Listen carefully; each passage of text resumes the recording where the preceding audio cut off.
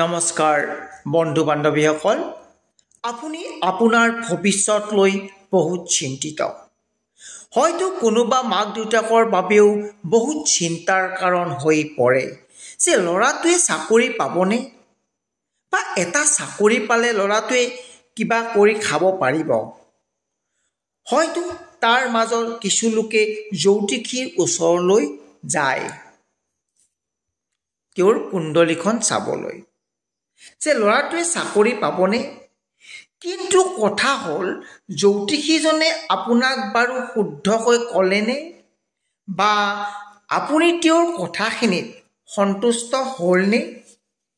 এনেকুৱা বহু কথা।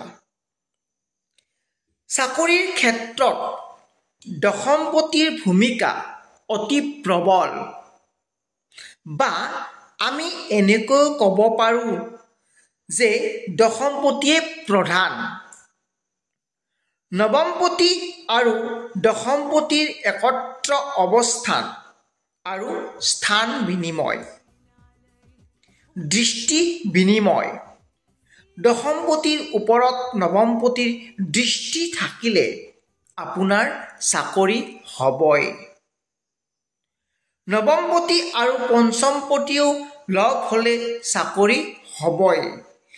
কিন্তু দ্বিতীয়পতি আৰু ষষ্ঠপতি শুভ হোৱাটো অতি দৰকাৰী। আৰু এটি কথা, ৰাহুৰ দশাত চাকৰি হোৱাৰ সুযোগ বহুখিনি বেছি। চাকৰি হ'লে আমাৰ কিমান যি আনন্দৰ শেষ নাই। আৰু যদি চাকৰি যায় তেন্তে আপোনাৰ কেনে লাগিব ভাবকচোন। কিন্তু কিয় চাকৰি যায়? আপোনাৰ কুণ্ডলীত কিবা দোষ আছে নেকি? আপুনি এবাৰ কোনো জ্যোতিষীৰ ওচৰত কুণ্ডলীখন চাওকচোন। হয়তো আপোনাৰ কুণ্ডলীত ৰাশিৰ নৱমপতি আৰু ৰাশিৰ চতুৰ্থ বা ৰাশিৰ দশমপতিয়ে পঞ্চমত থাকিলে চাকৰি যোৱাৰ সুযোগ বহুত বেছি।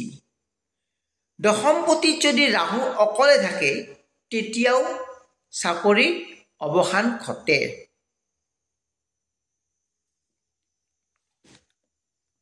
শেষত কওঁ যে চাকৰিৰ কথা ভাবি নাথাকি বেলেগ কোনো কাম কৰি যাব লাগে, নতুবা জীৱনটো অথলে যায়।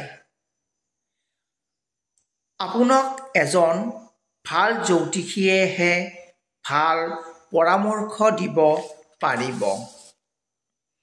কথাখিনি ভাল লাগিলে আপুনি এটা লাইক মাৰি কমেণ্ট এটা কৰি দিয়ক। কমেণ্টত লিখক জয় শ্ৰীৰাম। এই চেনেলটোৰ লগত জড়িত হৈ থাকিবলৈ ছাবস্ক্ৰাইব কৰি দিয়ক, যাতে ভিডিঅ'বোৰ আপোনাৰ ওচৰলৈ লগালগ যায়। শেষত আপোনাৰ উজ্জ্বল ভৱিষ্যত কামনা কৰি ওম নমঃ শিৱায়।